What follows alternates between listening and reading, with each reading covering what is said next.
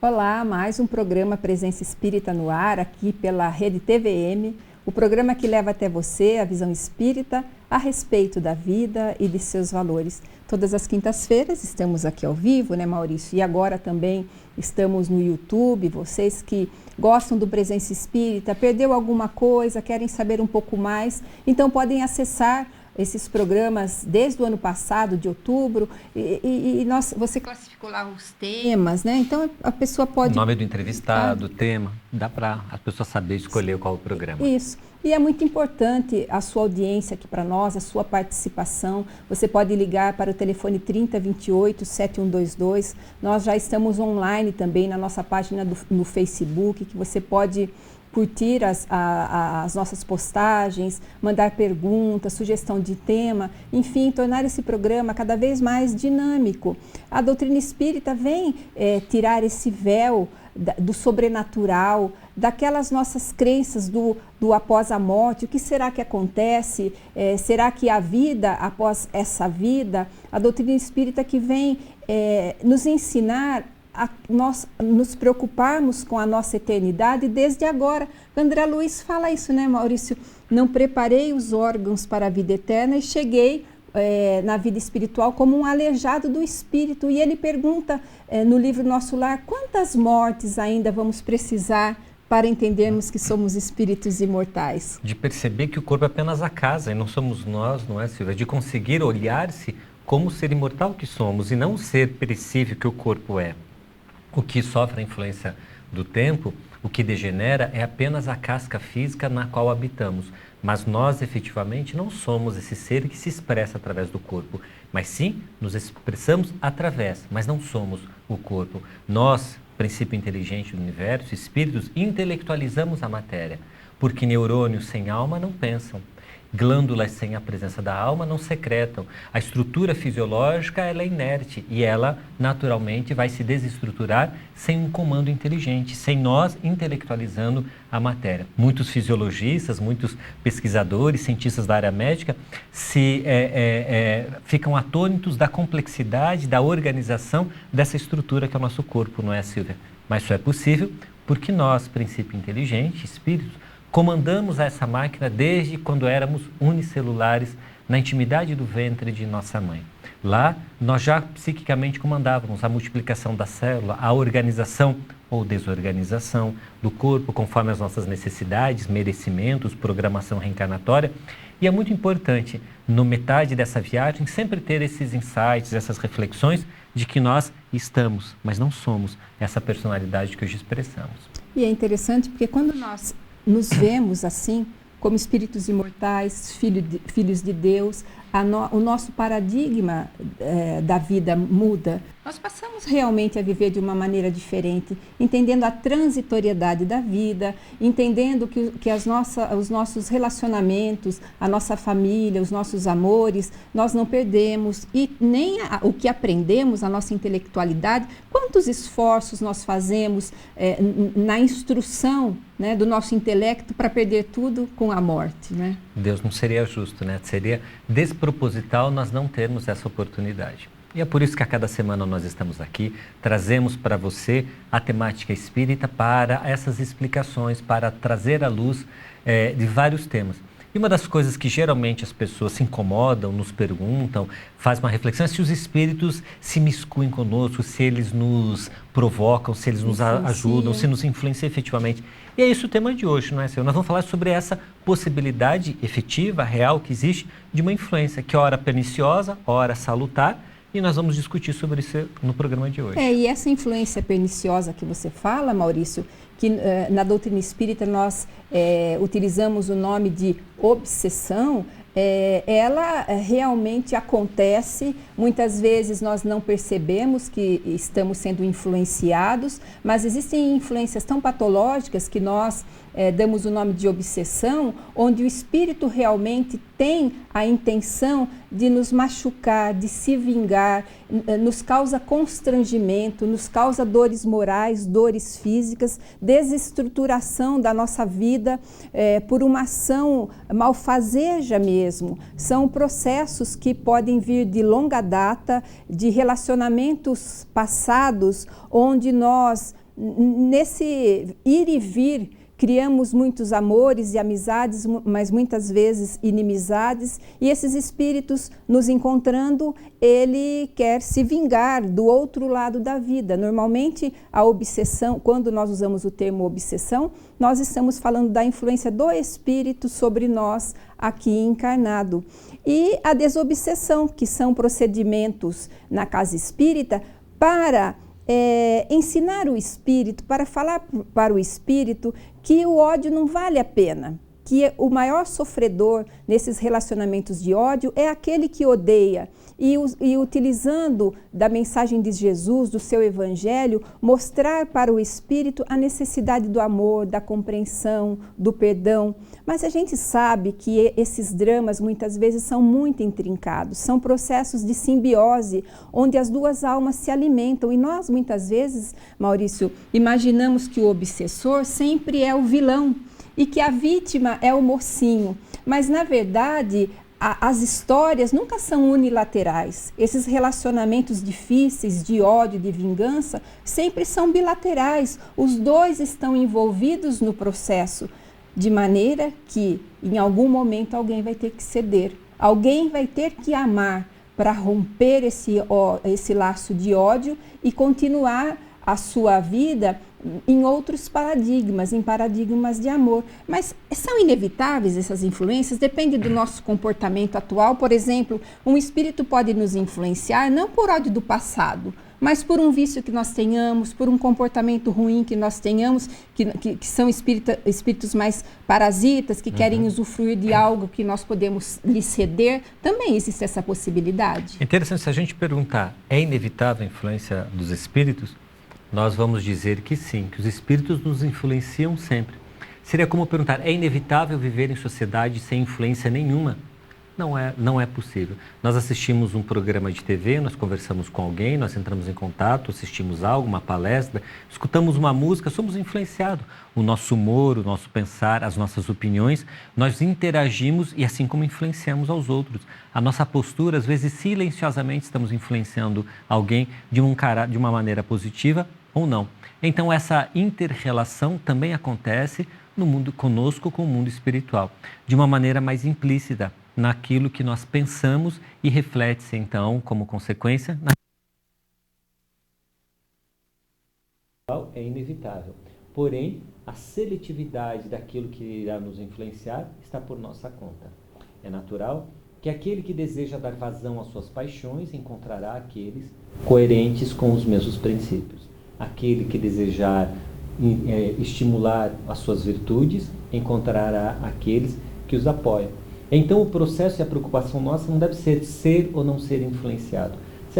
Seria a mesma pergunta de, então eu não vou sair de casa para não ser influenciado por ninguém. Ligo a TV e sou, ligo o rádio e sou, leio o jornal e sou, o articulista, a opinião, a manchete de jornal, nos impactam e influenciam-nos. Então, não é este o princípio que nós abordamos. Eu não quero ser influenciado pelos espíritos. A nossa postura e a nossa posição é, qual o tipo de espírito que eu desejo que me inspire? Porque fazer o mal também há muita inspiração, mas fazer o bem, ela é cheia também de inspirações. O profissional que exercita a sua atividade, que vincula-se ao bem e bem proceder, ele é inspirado para assim bem proceder. Assim como aquele que busca prejudicar, atrapalhar, dificultar a vida alheia, muitas das vezes ele encontra aqueles que os inspiram, que assulam os seus maus pendores, que o provocam mais intensamente. Então nós sempre vamos fazer essa opção sobre quem nós desejamos estar sobre a nosso psiquismo. A vibração, tal qual sintonia de rádio, somos nós que desejamos. Frequências mais altas, frequências mais baixas, a sintonizar com valores mais nobres ou sintonizar com valores menos nobres. É o nosso coração que dita, é a nossa mente que opta sobre qual é a frequência que nós iremos vivenciar. E somos, então, arcamos com as consequências dessas opções.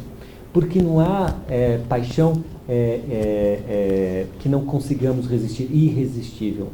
Não há sentimento que nós, de maneira avassaladora, que nos arraste para fazer o mal. É sempre a opção. Temos tendências, temos vontades na intimidade, mas é a razão sempre que irá nos conduzir e dizer se nós nos deixaremos envolver ou não por esta ou aquela influência. Quando falamos de influência espiritual, dizemos que ela pode ser de todo o teor, mas os espíritos só encontrarão espaço em nossa casa mental se nós dermos guarida. E aí, falando especificamente, Silvia, desse processo de obsessão, dessa influência perniciosa, se existem inúmeras possibilidades, inúmeras causas, mas elas sempre são um bom desafio para a gente reorganizar a casa mental, não é? Isso, e você disse uma coisa fundamental. Nesse processo de obsessão, o doente, ele é o médico de si mesmo, né? Por mais que a pessoa procure a casa espírita, por mais que ele ajude, façam as preces,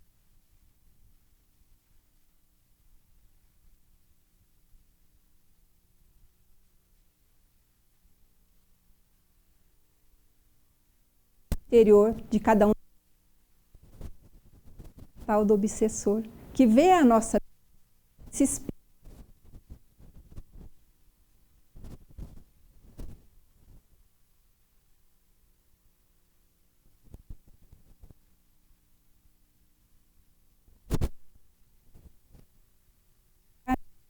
sermos realmente cristãos.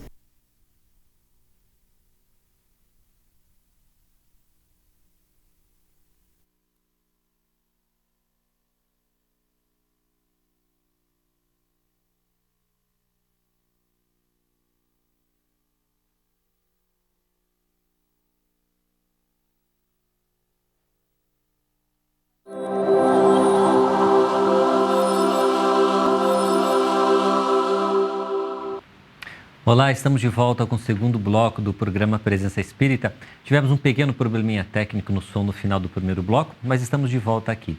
Sempre trazemos uma sugestão para você quando iniciamos a nosso segundo bloco aqui no programa Presença Espírita. Ora, um CD, uma obra, um livro, uma palestra.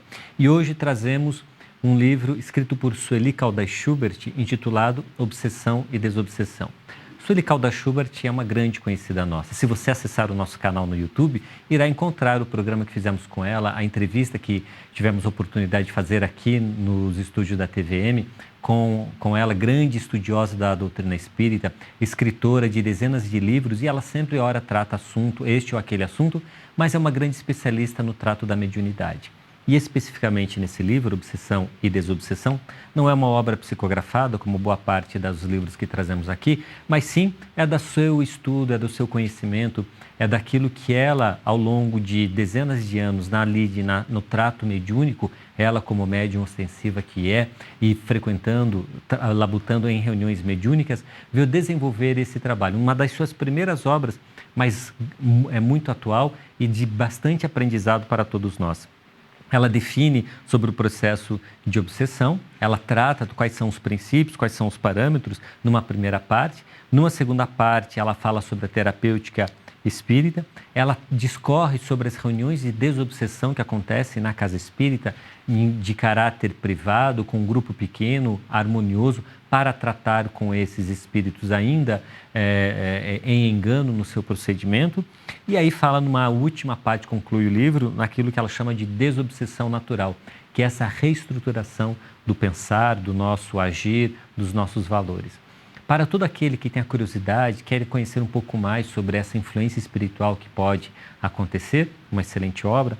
Para aqueles que hoje estão sob o processo, a influência, quer entender, ou algum próximo, algum ente próximo, querido, que esteja sofrendo algumas dificuldades sobre essa influência espiritual perniciosa, é uma excelente obra. Nos tira da ignorância, nos tira do desconhecido, e aí passamos a ver como um processo natural. E como toda lei natural, lei de Deus, tem as suas regras, os seus princípios, parâmetros, basta conhecê-los para que a gente possa bem nos conduzir e levar a bom termo. Assim, ler a obra de Sueli Caldas Schubert, Obsessão e Desobsessão, é sempre para alguns de nós profilaxia, para outros preventivo, nesse processo dessas influências perniciosas. Uma excelente obra para quem quer conhecer também sobre mais um aspecto da mediunidade. Se você achou interessante, sugerimos que você busque em algum livro, em alguma livraria, em alguma biblioteca das casas espíritas, várias delas oferecem essa atividade. E aqui em Ponta Grossa a gente sempre sugere 2 livrarias que funcionam em horário comercial. A Livraria Espírita A Educadora, fica na Rua Santos Dumont 620, anexo à Sociedade Espírita Francisco de Assis, no centro de Ponta Grossa. E a Feira do Livro Espírita, que acontece também no Shopping Antártica, no piso, entrada pela Rua Santos Dumont, também aqui no centro de Ponta Grossa. Você pode buscar esses livros, adquiri-lo e aí ter esses conhecimentos e a instrução e reflexões que a Sueli Caldas Schubert traz. Se você achou interessante essa obra, também é uma oportunidade. Se nos acompanha nessa quinta-feira, quando o programa é ao vivo, entre em contato conosco.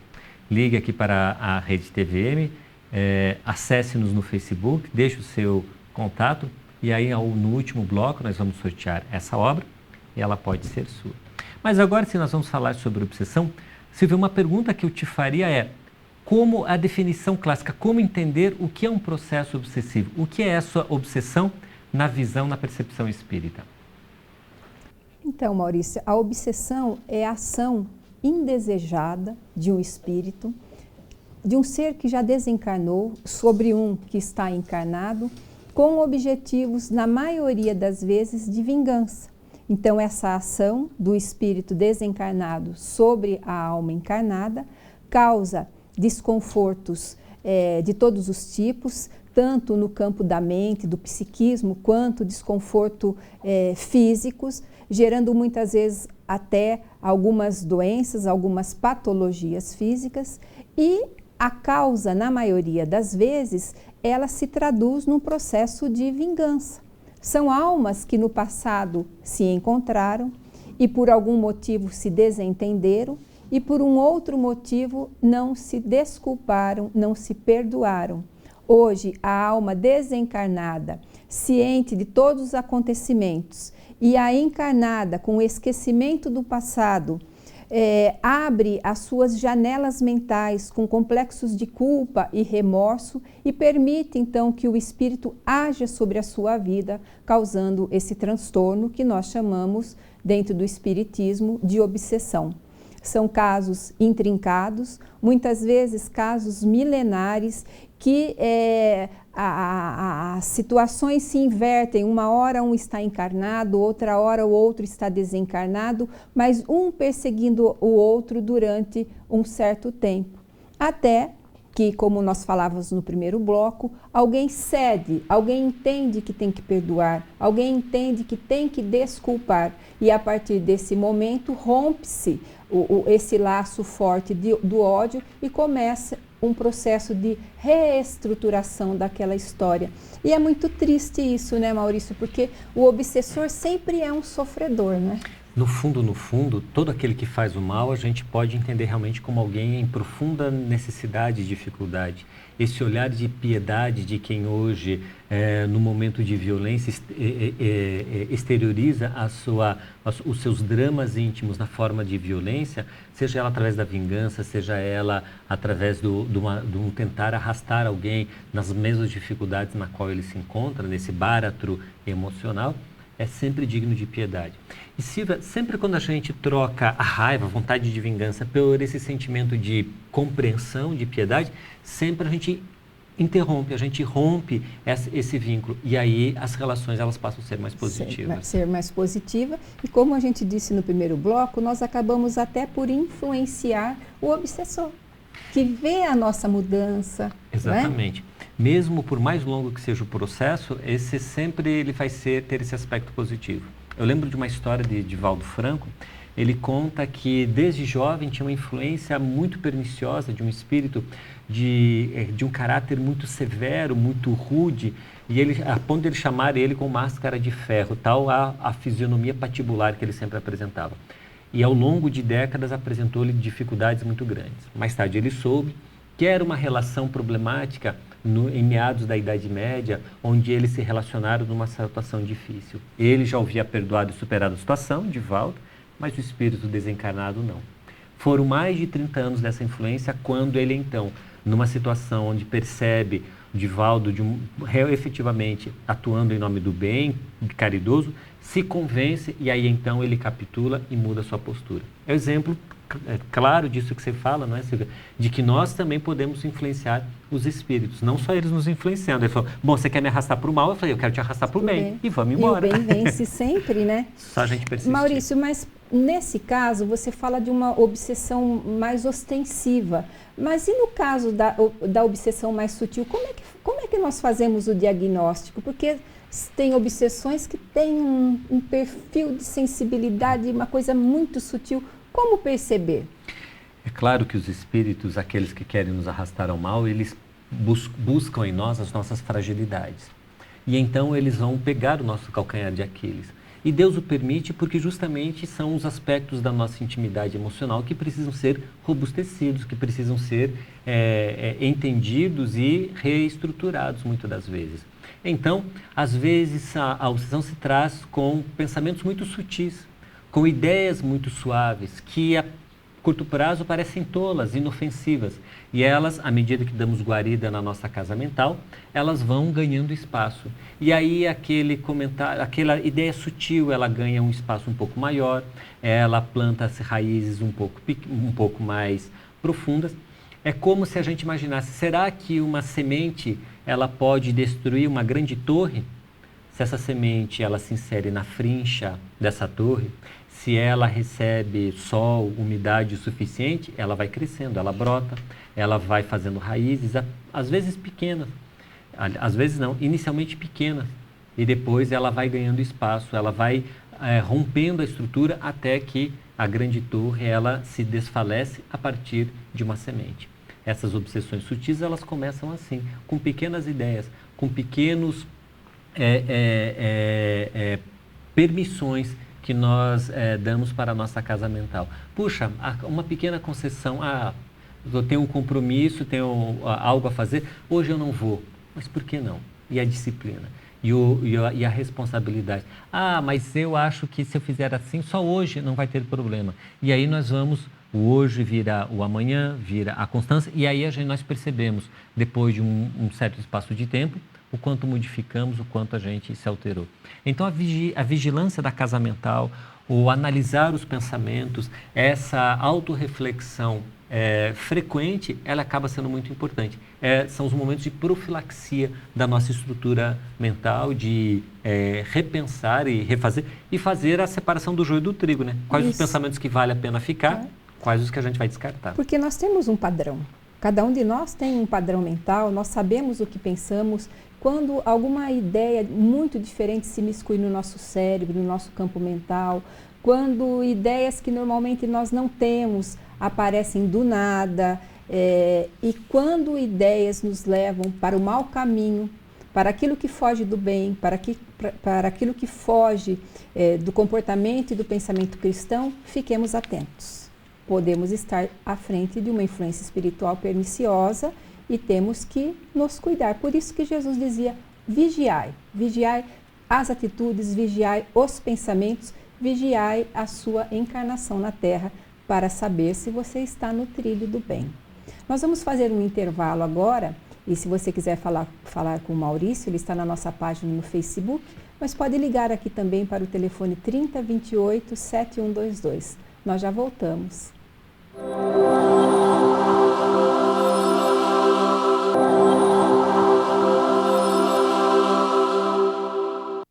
Olá, estamos de volta com o nosso programa Presença Espírita, hoje falando sobre obsessão e desobsessão, essa influência perniciosa que os espíritos podem nos fazer.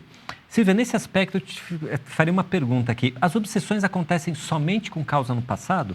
Elas são em grande número com causa no passado. Nós não podemos esquecer que nós somos ainda seres em lutas íntimas e nós temos o coração um pouco ainda difícil de se abrir para o perdão, então nós ficamos ligados às pessoas que nos fizeram mal, não perdoamos e nos imantamos a essas pessoas e quando desencarnados, se seguirmos ao nosso estilo de ser, de pessoas rancorosas e cheias de ressentimento no coração, nós vamos continuar a perseguindo essas pessoas. E os nossos obsessores também, né? Então, há uma grande porcentagem de causas de obsessão que se fundamentam em histórias do passado e os espíritos vêm, então, para nos cobrar e querem ver o nosso sofrimento, já que no passado nós os fizemos sofrer. Mas existem aquelas obsessões que são chamadas de obsessões parasitárias, que são espíritos que não querem o nosso mal, eles apenas querem usufruir daquilo que nós podemos dar a eles. Então, muitos espíritos do outro lado da vida, eles querem sentir o prazer que a droga lhes oferecia quando eles estavam encarnados. E eles não têm essa possibilidade material do outro lado da vida. Então, ele se aproxima do usuário da droga para sorver com ele daquele envolvimento que a droga vai lhe fornecer. Então, ele se aproxima como um parasita, que ele vai se utilizar daquilo que o encarnado lhe pode dar.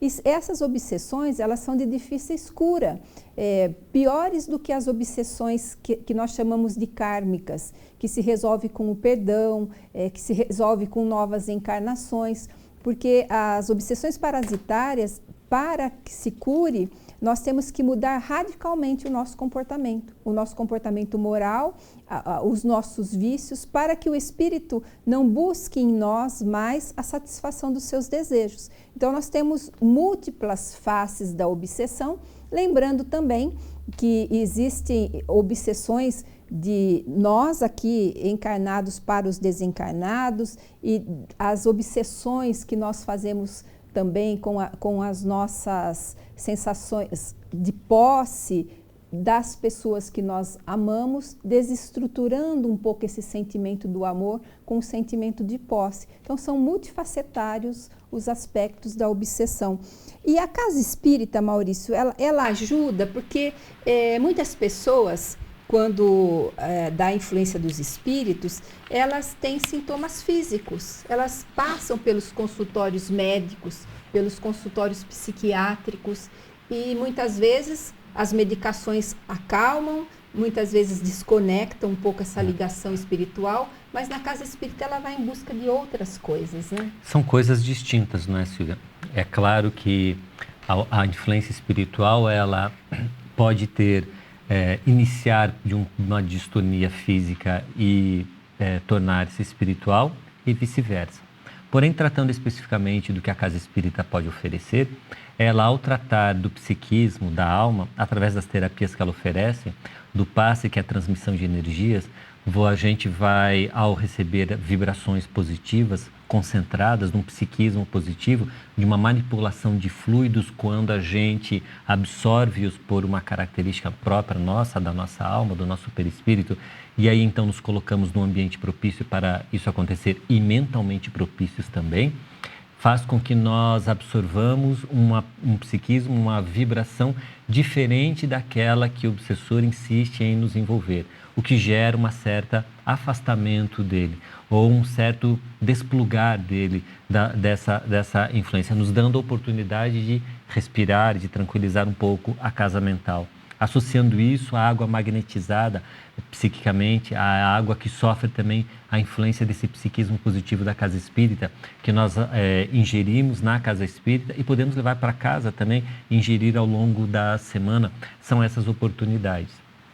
Sem falar que ao irmos à casa espírita, ao rogarmos, a equipe espiritual que ali está percebe do nosso problema, muitas das vezes inteira-se desse problema, vai buscar as causas desse problema, vai, se possível, trazer esse espírito às reuniões de desobsessão, que nós não estaremos presentes, que não precisamos estar fisicamente presentes, é um não conhecimento efetivo do processo obsessivo. Imaginar que aquele que sofre a influência espiritual deve estar presente na reunião, não é este o princípio. Nós vamos à casa espírita buscar da terapia do passe, da água fluidificada, da conversa fraterna, a leitura espírita. Todos esses processos, eles nos ajudam a desplugar, a desconectar, a afastarmos-nos de uma ideia fixa, de uma monoideia, que muitas das vezes o processo obsessivo teima em nos provocar. Porque essa monoideia, ela muitas das vezes irá nos aprofundar nessas dificuldades. Ora mexendo com a nossa autoestima, ora nos desmerecendo, ora provocando, incentivando ideias perniciosas em relação a um ou ao outro, ou em atitudes. Então, ao nós buscarmos essa terapia na casa espírita, nós nos afastamos disso aí. Nós temos a possibilidade de respirar um pouco mais, reordenando a casa mental. Então, nesses processos de influência espiritual negativa, é fundamental, é extremamente salutar a busca dessas terapias na casa espírita, mas de forma alguma ela nos isenta de buscar também o recurso médico, porque esse terá um outro tratamento em outro viés, que não é concorrente, mas sim concomitante ou complementar um ao outro nessa busca da saúde, do restabelecer dessa saúde espiritual. Silvia, e quando a gente fala dos suicidas, muitas das vezes na literatura espírita nós encontramos fatos de que eles acabam sendo um final triste desse processo, desse conluio doentio entre encarnado e desencarnado. Quando há essa influência espiritual, é o Sérgio que pergunta para a gente aí, ligou aqui para a Rede TV e me pergunta, no caso do suicídio, tem algum atenuante quando há uma influência espiritual? É lógico que tem atenuante. É muito mais complicado quando nós, por ato deliberado, por ato decidido, por ato planejado, nós terminamos com a vida física, imaginando que tudo se acaba, que nós resolvemos todos os nossos problemas, e quando nós somos influenciados espiritualmente por alguém que quer fazer o mal, que quer nos levar à morte, para que do outro lado da vida ele possa nos escravizar, ele possa cumprir com o seu objetivo de vingança. Então, existem diferenças, logicamente que sim. Mas no caso do suicídio, a última palavra sempre quem dá é o suicida. É sempre ele que vai apertar o gatilho do revólver, tomar o copo com veneno, ou tantas tristes maneiras de se suicidar, sempre a última palavra é dele. Mas nós temos que analisar um ponto no universo, na existência humana, na existência da alma, que é a bondade de Deus, que sempre analisa os seus filhos de uma maneira amorosa, compreendendo as suas dificuldades, compreendendo as suas limitações. Então, mesmo para os piores dos suicidas, desses que deliberadamente querem acabar com a vida, existe o apoio espiritual, existe o apoio das equipes do mundo espiritual no socorro a eles, porque, de qualquer maneira, aquele que quer acabar com a vida física é um sofredor. É aquele que não tem coragem de encarar os seus problemas frente a frente, que passa por dificuldade, muitas vezes destituído da fé no futuro, da fé em Deus. Então, sempre é uma alma doente, sempre é uma alma adoentada. E por isso que Deus, na sua bondade, envia sempre o socorro, envia sempre o remédio para a dor. Lógico que nós vamos ter que pagar quando nós burlamos a lei de Deus, quando nós agimos contra a lei de Deus, mas sempre temos que ter em mente isso, que Deus tem para os seus filhos toda a bondade e toda a paciência, e sempre nos dá tempo para nós nos reerguermos, quando nós cairmos, de levantarmos e ir em frente, e sempre das situações mais dolorosas nós sairemos fortalecidos. Bom, Maurício, nós vamos fazer o intervalo agora, já vamos para o último bloco. Então, se você quiser concorrer ao livro Obsessão e Desobsessão, é só ligar para o telefone 3028-7122, falar com o Maurício no Facebook também. Nós já voltamos.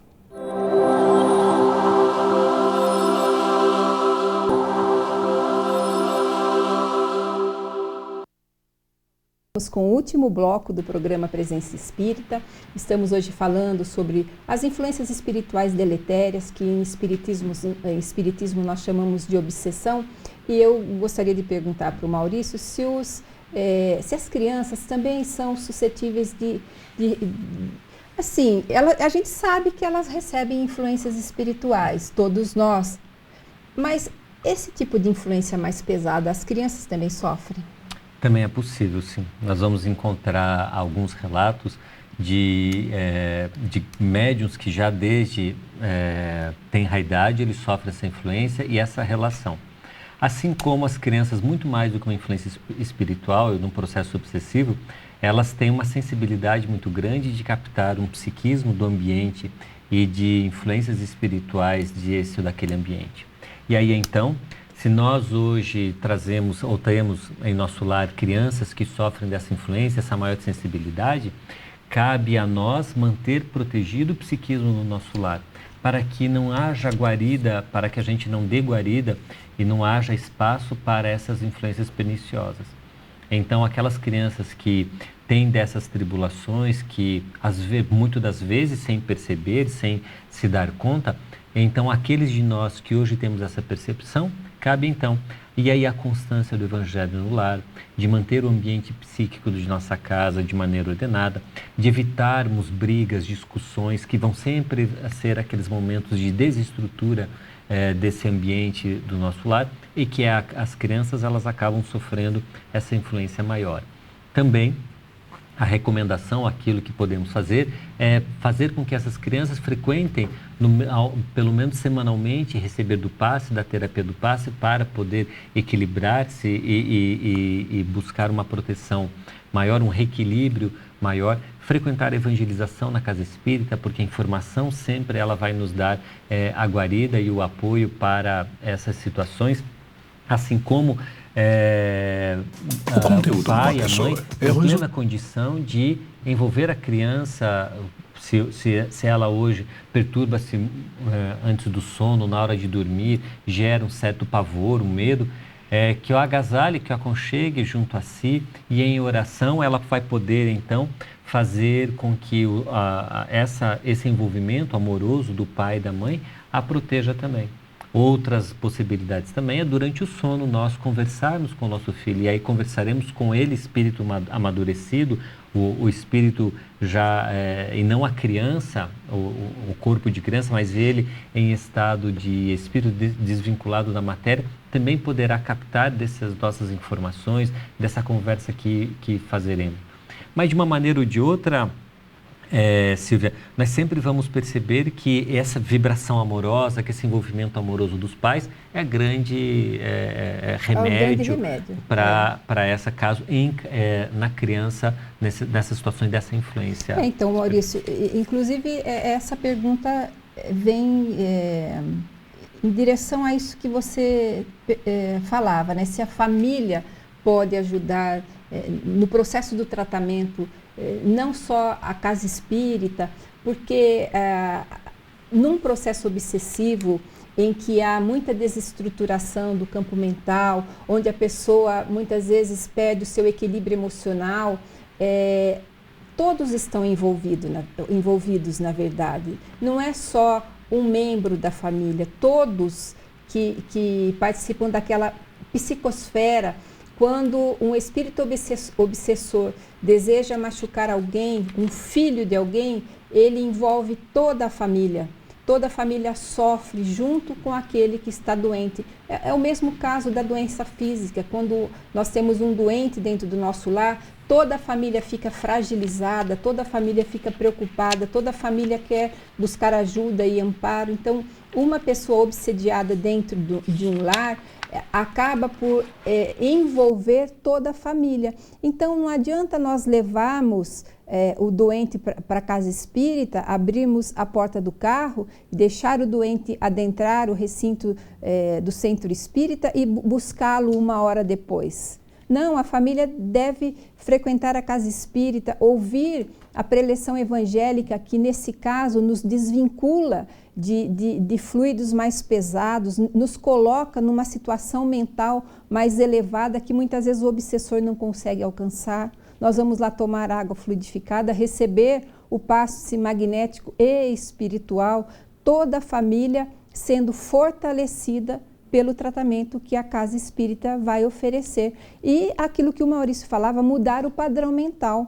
Porque todos nós, principalmente os nossos filhos, caminham na nossa psicosfera, na psicosfera dos pais, daquilo que nós pensamos. Então, não é apenas o doente que deve mudar o seu padrão mental de pensamento, mas todas as pessoas. E nós devemos acreditar na influência dos espíritos, não é, Maurício? Porque muitas vezes um doente que está influenciado pelo espírito dentro do lar, a família pode fazer outro diagnóstico. Que a pessoa não está batendo bem, que a pessoa está com distúrbios mentais, e aí complica-se muito o caso, né? É claro, porque muitas das vezes se a doença ela acontece no corpo, muitas das vezes com causa espiritual, ela é só o reflexo no corpo. Isso não quer dizer que a ciência médica não tenha condições e não deva agir. É claro que ela deve agir. Muitas das vezes, por exemplo, um processo de depressão profunda, ela pode ter causa espiritual de um processo obsessivo. Então eu só vou buscar o passe? Não. É claro que eu devo buscar a psiquiatria, o tratamento medicamentoso, porque a química que a psiquiatria vai proporcionar, que esses medicamentos vão fazer, que a terapia médica vai oferecer, ela corta, quimicamente falando, ela vai cortar e vai alterar as sinapses, dando dificuldade para o obsessor atuar. É aí, então, que a gente pode atuar em paralelo com a terapia espírita para longo prazo. Porque é claro que uma vez que a gente suspenda o medicamento, a influência espiritual ela volta e aí, então, nós não sanamos em definitivo. Então, em paralelo com aquilo que a medicina pode oferecer, nós vamos trabalhar com a terapia espírita. A terapia sempre mais adequada vai ser uma em conjunto com a outra, né? Então, se a gente perguntar, busca-se o médico doente? Lógico que busca, porque a aproximação dos espíritos, muitas vezes, e na maioria das vezes, ela causa em nós respostas adrenérgicas. Isso já está provado cientificamente.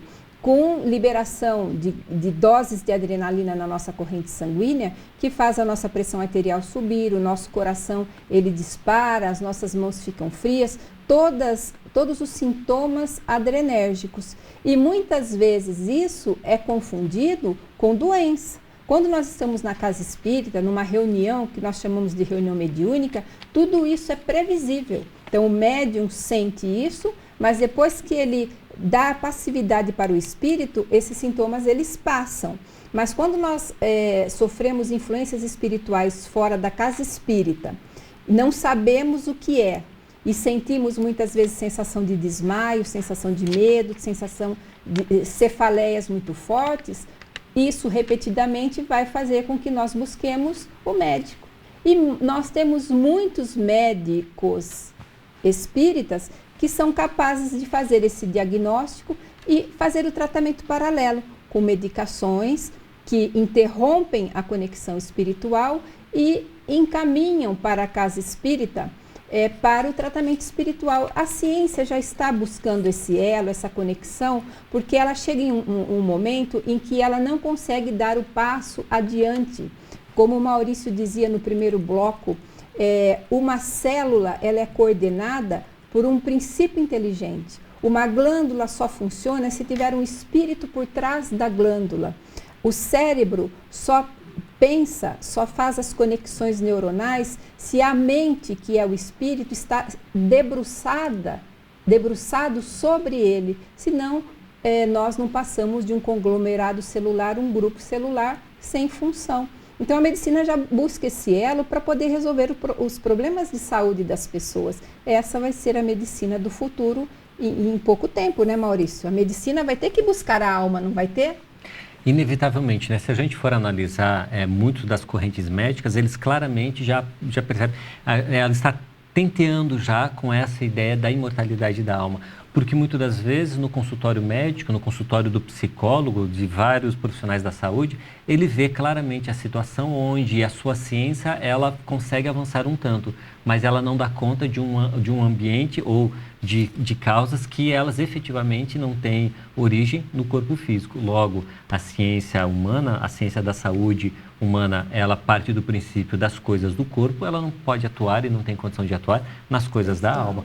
Por isso que a gente sempre insiste nessa ideia de que a terapia ela deve ser caminhar de mãos dadas. Seria um desequilíbrio, seria errado qualquer casa espírita, qualquer espírita que prescrever ou abandonar do tratamento médico, seja ele do tratamento psiquiátrico, seja do acompanhamento psicológico em que nós utilizamos, seria insensato e leviandade falarmos isso aí.